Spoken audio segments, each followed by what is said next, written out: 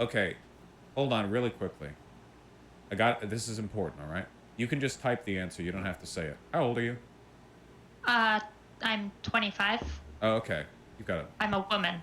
I know you don't interact with those regularly, so Yeah, well, usually Boom! Headshot. when I interact with women, they don't sound like 12-year-old girls. But that's okay. I'm just making sure. Methinks he doth protest too much. There's a lot of young people out there already, um, okay. looking to argue. Okay, what did you disagree about? Um, Fundamentally, I guess I would word it as you don't have a very good grasp of the economics that um Sabine, the video was fundamentally just an explainer of that.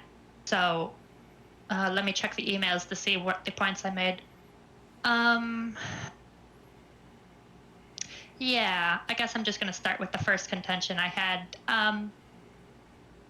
At, you said that supply and demand is just a natural law of economics and not like a part of capitalism. Yeah, the if something is more in demand, people are usually willing to give more for it because there's higher competition to get that thing. But that's been the case for as long as trade has existed. I mean, that's just a feature of trade, not like What? capital. I think we can more accurately say um, if the quantity demanded increases, then ceteris paribus, all other things being equal, price will increase. Not that what he said was wrong necessarily, just um, it's maybe a little more precise. Capitalism specifically. Um, the issue with that is there are elements in feudalism, such as bonded labor, where that systemically prevented the sort of changing of allocation of resources that allowed for supply and demand to naturally come into balance and have an equilibrium price. There are So, for forces example, that keep equilibrium prices from being met in every economic system, including the one we exist in now. I'm just saying that as like a feature of the way trade functions, it's certainly not it's not as though that's something that only applies to capitalism. Like supply and demand has guided the way that people price um the stuff that they sell forever. Yeah, I think Vaush is correct. well, again, I'm going to continue on where I was. Um, Things like bonded labor under feudalism that could result in some people ending up, some like lords ending up with a way higher supply of labor available to them than would be allocated in a market. So it's not describable with the hypothetical ideal of what it would be is describable with supply and demand. It's just feudalism didn't have the mechanisms to reach like that equilibrium, and capitalism does. I don't Yeah, I don't think she's making a coherent point here. Um, Also, you know, you'd really want to start by defining feudalism, which is not an easy task. It's sort of a hotly debated topic among historians, as far as I know. I this doesn't have anything to do with what I said, so I don't really feel the need to respond to it. It's Yeah, it's also like, what does it matter? Um, Even if it were true, but I don't think she's making a coherent argument. Like, even okay, say you have serfs or bonded labor, whatever. That doesn't mean supply and demand isn't going to still determine the price of a homogeneous good in your economy. Uh, it'll supply and demand is still going to determine prices, it's a Uh, feature even if you have serfs or slaves or whatever. of all economic systems. We sometimes reach market equilibrium in capital. Even then, we don't know when we've reached market equilibrium, right? well, sure we do. No, there's absolutely no way of knowing the answer to that for sure. Well, also the thing is, like, you never really reach market equilibrium. And this was a problem with classical economics, was they placed too much emphasis on the evenly rotating economy, uh, when it really doesn't matter. The economy's dynamic. What happens is you're headed towards equilibrium. There's adjustments, uh, but yeah, I think Vaush is correct again. You don't know when you're at equilibrium. Plus, equilibrium can change in any given moment. Supply or demand can change. Sure, because When there's not a shortage or surplus. that isn't what describes a market equilibrium. It would be That's precisely what describes market equilibrium. it would be when you've reached a okay. Well, then, pardon me if I have the wrong terminology here, but I was under the impression that an equilibrium on a given price point was when you reached the point that perfectly represented the balance between how much people want a thing and how much of it is available to be given. When you have a Yes, perfectly and representative price. that balance is reached through the price rationing mechanism, but the proper quantity and price is when people are willing to sell, when the market clears, when the amount being sold is equal to the amount being bought. Yeah, we don't know when we've reached that exact point. And there were points when what we considered that to have been reached would have been reached in the past as well. There's just it's too nebulous of a term to know for sure. I would still disagree with that. We can My not. claim was that supply and demand have been features of economic modeling for as long as trade has existed, not just capitalism, and that is an empirically correct claim. So I don't see much of a point in arguing on the specifics of that. I fine, whatever. I don't think you're correct because, again, part of what makes supply and demand work is the shifting of resources between, well, in capitalism, it's firms. Under feudalism, it would have been lords or something.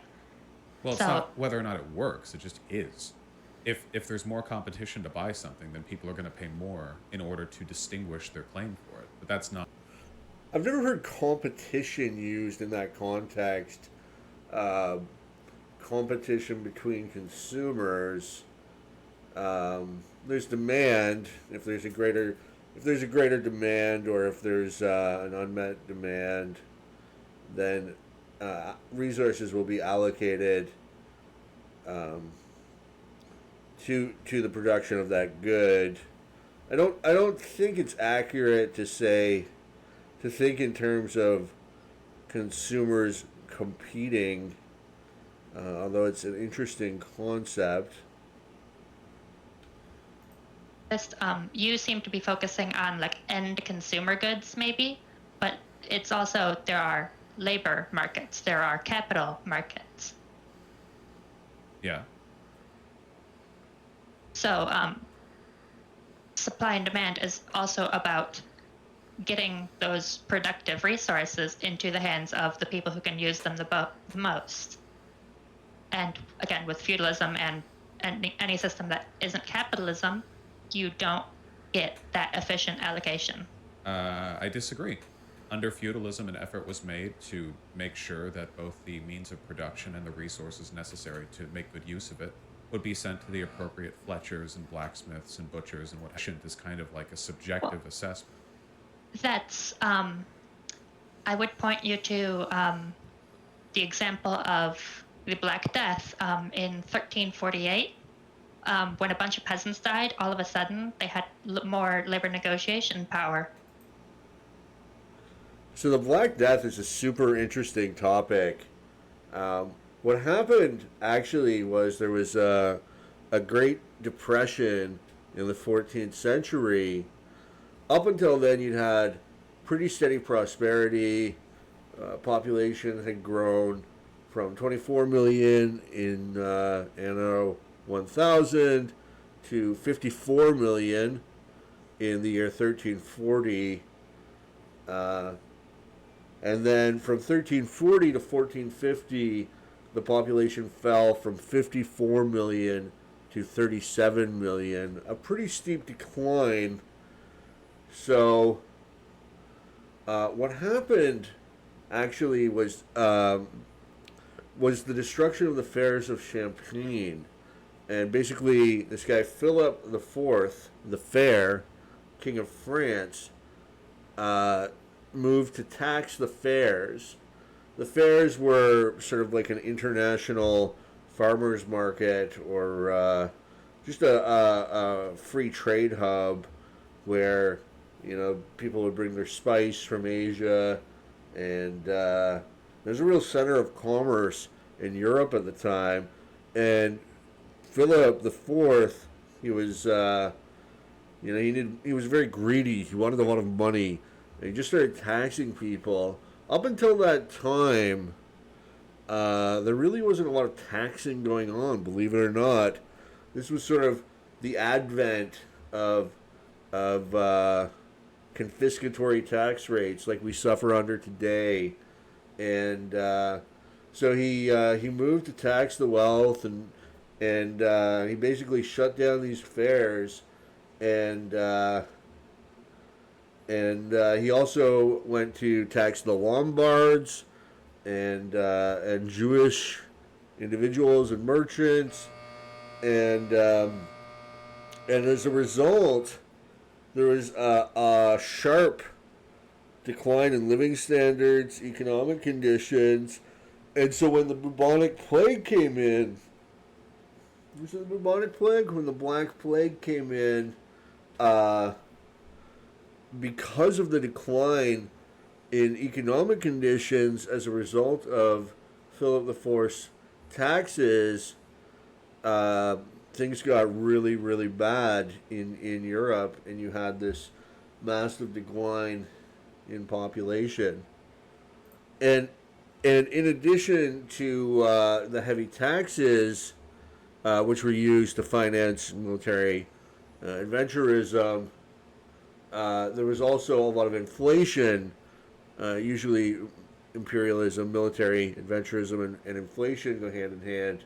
What they do is in those days they would clip gold coins, and try to pass them off as genuine coins when they're, they take a little clip out of them so they're not actually full.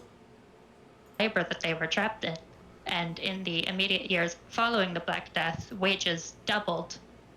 So they weren't being put to that most efficient, highest, and best use. But that happens in capitalism. Yes. Employment fluctuates, and it can lead to labor shortages or labor surpluses that, again, the things you're describing aren't capitalism specific. This is just how supply and demand functions. It's always going to be the case. Capitalism isn't about whether or not there's supply and demand. Capitalism is just about whether or not you have a class distinction between the bourgeois and the proletariat, one which is associated with relationship to the means of production. It's fundamentally a political relation. The actual mechanics of trade. I mean, look to trade. You can go to China. Hell, you can go to North Korea if you want to. There are plenty of elements of the way in which the economy is managed in North Korea that are capitalistic. They're certainly not feudalistic. The government has control over some of the ways in which they manage their internal... Okay, Vaush. North Korea is a hotbed of capitalism. That happens within capitalism as well. Protectionist governments can still be capitalistic. But then they're not adhering to the market mechanism. I will agree that you said that the supply and demand themselves exist, and I agree. In feudalism, there was a supply and demand, and there was a hypothetical equilibrium point. But again, without the free markets, laborers couldn't go to where they were most needed, and so that equilibrium point wasn't reached because the society didn't have the institutions to enable that.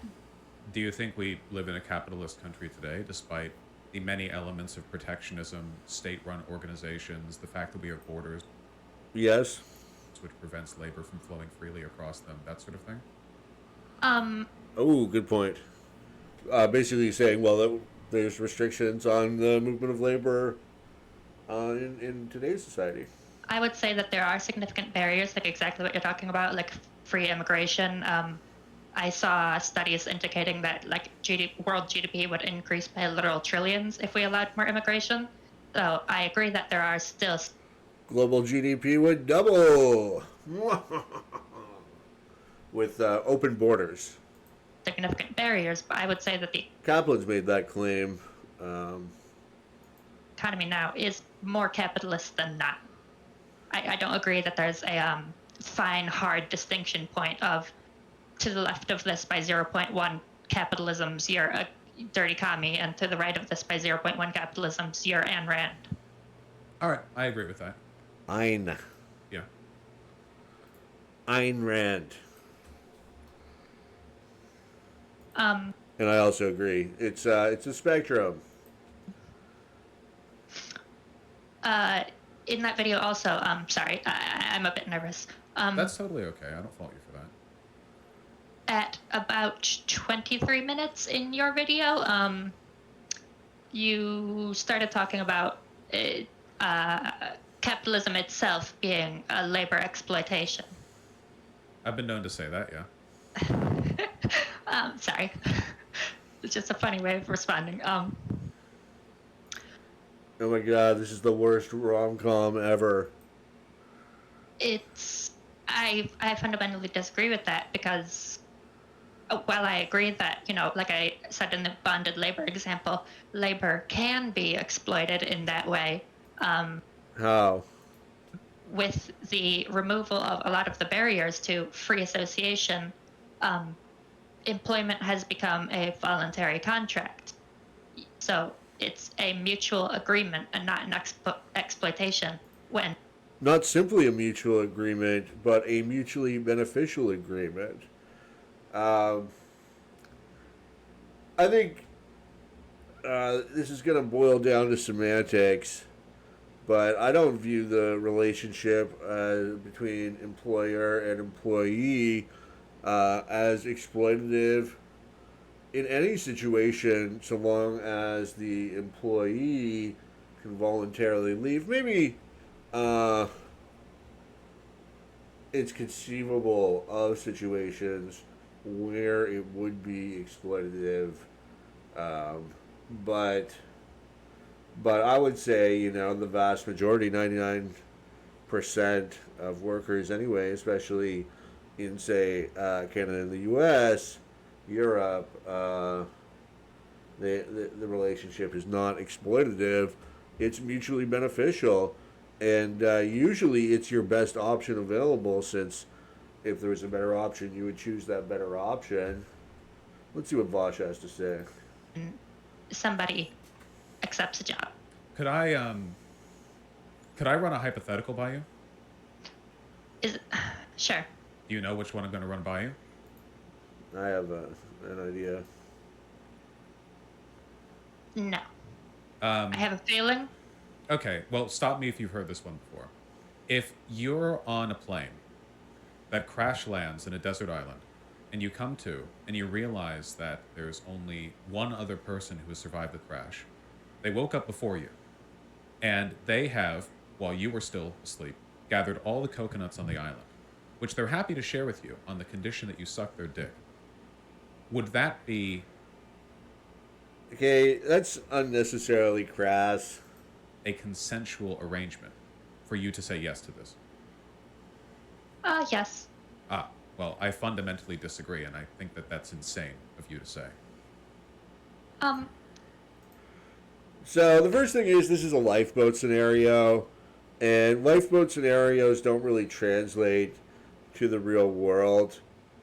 In the real world, your choice is, work for a wage at one place or another, or rely on charity, or crash at a friend's place, or reach out to your family, or go to jail, or and so on and so forth, or go to school, or so. I don't see any relevance to the scenario that he's positing, which is pretty extreme in its own right. I mean, there's only coconuts.